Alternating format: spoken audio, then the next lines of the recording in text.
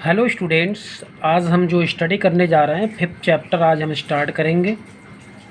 Work, energy and power. Generally जो आपका fifth chapter जो था वो आपका न्यूटन्स लॉज ऑफ मोशन था, जो कि सीबीएसई सिलेबस में अब डिलीट हो चुका है। Now today we will start the next chapter fifth.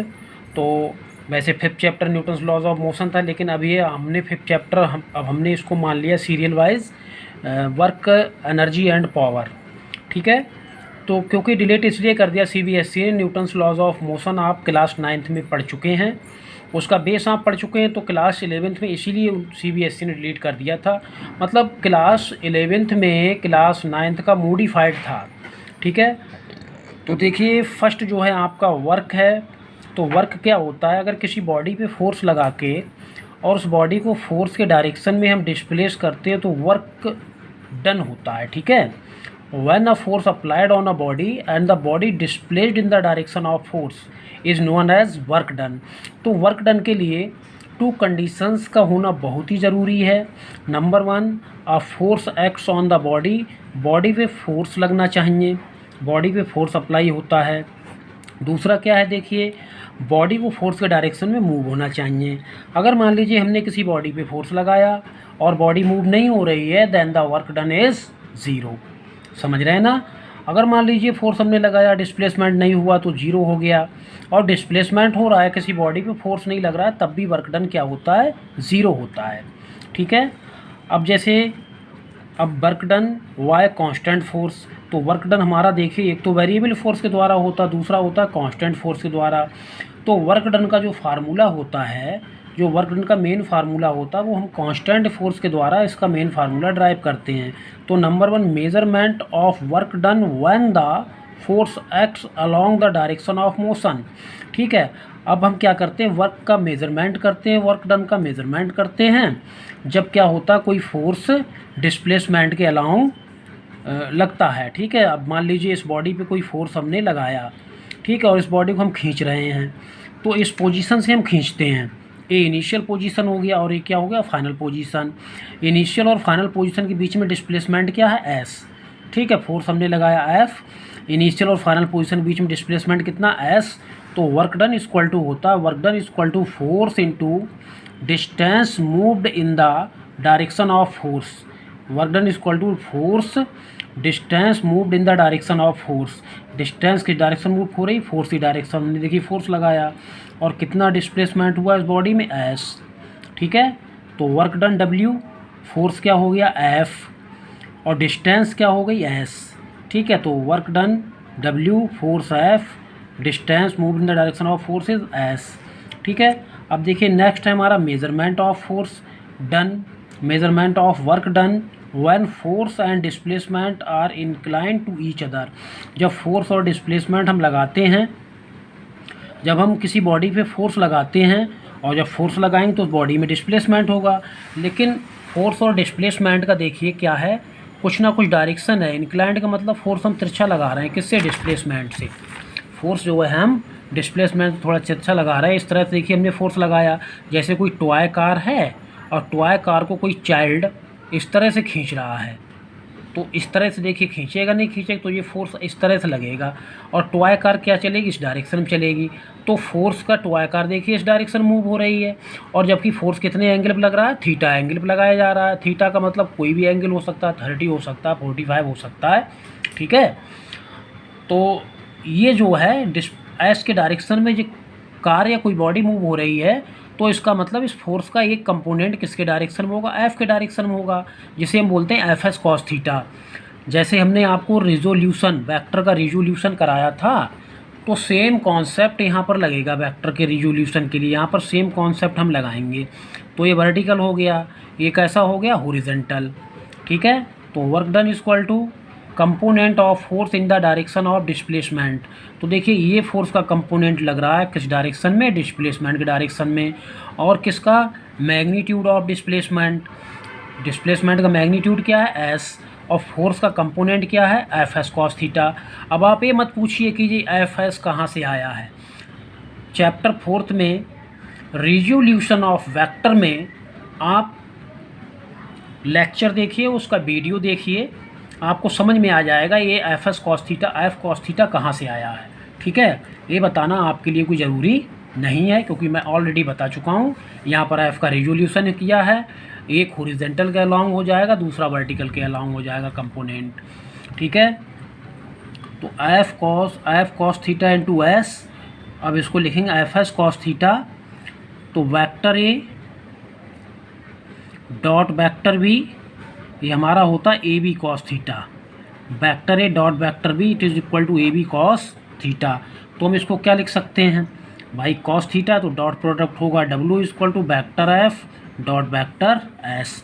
अब nature of work done, nature of work done का मतलब कहाँ पर वर्क डन नेगेटिव होगा और कहाँ पर पॉजिटिव होगा। तो for the positive work done, positive work done के लिए देखिए, अगर कोई फोर्स किसी बॉडी पे पैरेलल लगाते हैं हम, फोर्स किसी बॉडी पे मतलब डिस्प्लेसमेंट के डायरेक्शन में लगाते हैं, या फिर कह सकते हैं कि फोर्स का कंपोनेंट जो एफ एस कॉस थीटा है वो क्या लग रहा है भाई, फोर्स किस पे डिपेंड करता है, एफ कॉस थीटा पे डिपेंड करता है। अगर एफ कॉस थीटा डिस्प्लेसमेंट के पैरेलल लग रहा है तो पैरेलल के लिए एंगल थीटा इक्वल टू क्या होगा, 0 डिग्री।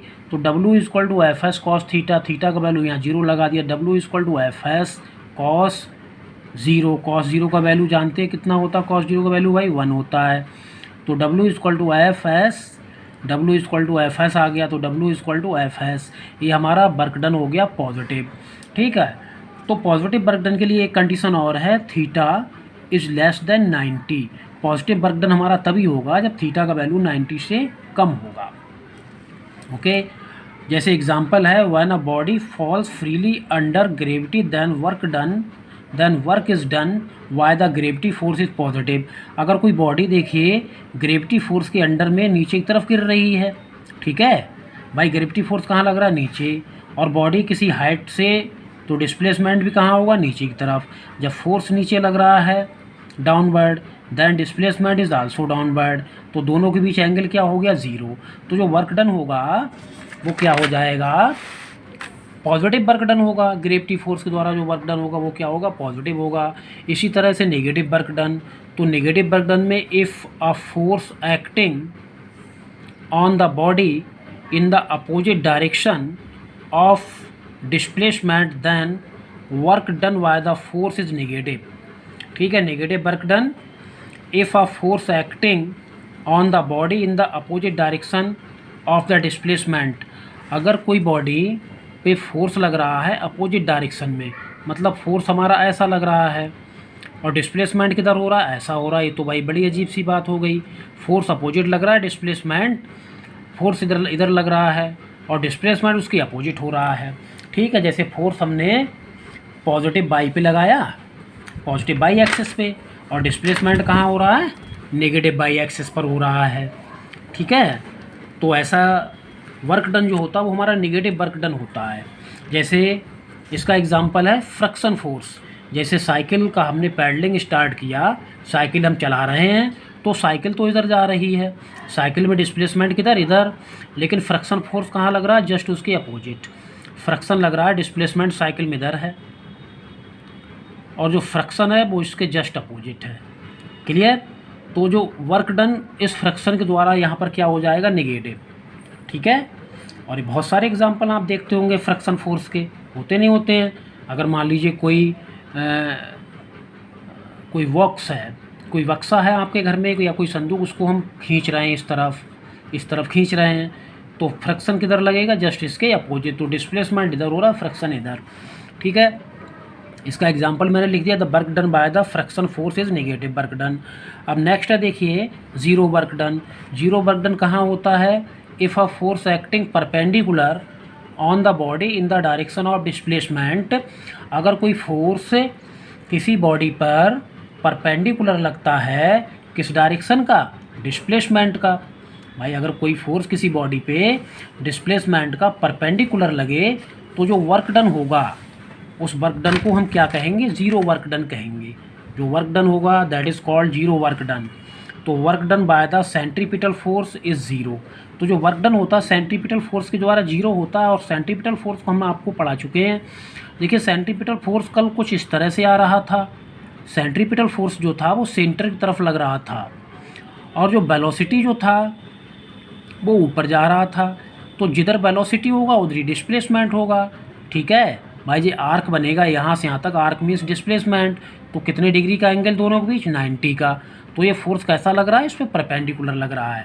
ठीक है, तो जो सेंट्रीपिटल फोर्स या सेंट्रीफ्यूगल फोर्स, इन दोनों के द्वारा जो वर्क डन होगा वो नेगेटिव होगा।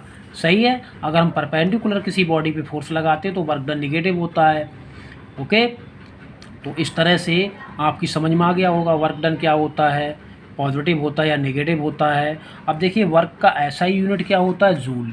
SI unit of work done joule. SI unit क्या होता है, जूल। जूल देखिए कैसे आया, फोर्स का हमारे पास फार्मूला होता है वर्क डन का, एफ इंटू एस। एफ क्या है, एफ का एसआई यूनिट न्यूटन, और इसका सेकंड, न्यूटन इंटू सेकेंड। लेकिन बार बार आप न्यूटन सेकंड लिखेंगे तो इसको डायरेक्ट क्या लिख लिया हमने, जूल लिख लिया। और फिर जूल क्यों लिखा, जूल एक साइंटिस्ट थे जिन्होंने वर्क और एनर्जी पर बहुत काम किया, वर्क एनर्जी थ्योरम पर। उनको ऑनर देने के लिए वर्क का ऐसा यूनिट हो गया जूल। और सीजीएस यूनिट जो वर्क का होता है, सीजीएस यूनिट, सीजीएस यूनिट जो होता है वर्क डन का, वो क्या होता है, अर्ग, ERG, अर्ग। क्लियर हो गया। अब देखिए 1 जूल इक्वल टू होता है 10⁻7, वो 1 joule equal to, sorry 1 joule equal to होता है 10⁻⁻7 अर्ग, -7 अर्ग। 1 जूल इक्वल टू 10⁻7 अर्ग। ठीक है, समझ गए। Okay, thank